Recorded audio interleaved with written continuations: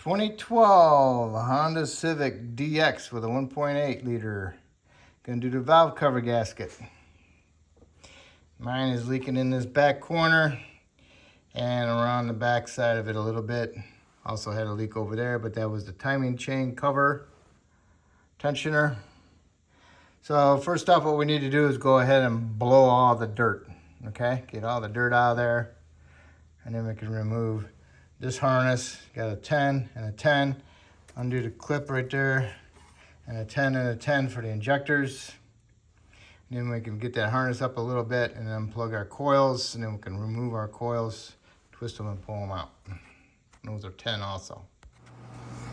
Alrighty, you got all those coils unbolted, the harness unbolted. Now you do is unplug the coils. You're supposed to be able to push this down and then pull it off, but sometimes you need to help them out a little bit before you push. Put this in the side, push it, and lift it up a little bit. Careful not to break it, just so you get it past the little notch, then you can go in higher behind it and help push it off, okay? Now I got that done, so now I can go ahead and pull my coils out. Get them all out and then go ahead and blow that area also. Alright, coils are out. Now's a good time to do your spark plugs.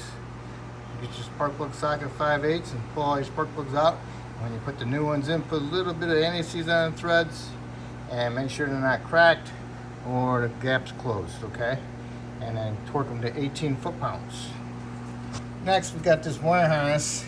Need to push it that way because it clips into right here. A little U, see it? So we need to go that way more. And you can take that and push it like this. Get a bungee cord, tie it off to the side like that.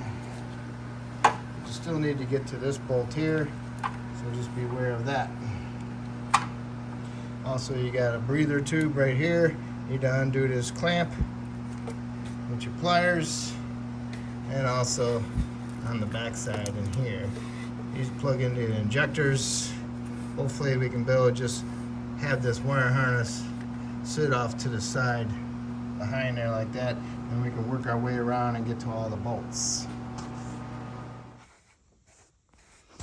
Okay, I have all the bolts out. I'm pretty sure it's 8 of them. And got the harness out of the way, that harness out of the way. Got my breather off with a bungee cord holding it out of the way. And this thing comes right off. And you can see that this thing has been leaking all the way around a little bit. So, good thing, huh?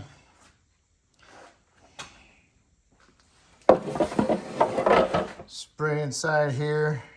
Clean that area up a little bit. Remove your old gasket. Clean up the head surface. Clean up this surface. The two joint because there's silicone sealer there, and when you're going back together, put a little dab of silicone sealer there and a little dab of silicone sealer there where the head and the front cover join together. Careful not to scrape any of the silicone down inside the crankcase. Scrape it outside towards the outside. Okay, the new gasket is installed. Head surface is cleaned.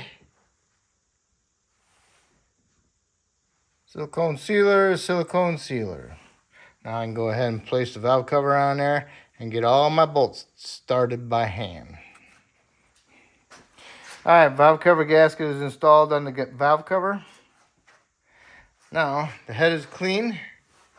And I got my silicone sealer on my 2 sections there between the front cover and the head. Okay, so go ahead and put the valve cover on there and get all your bolts started by hand.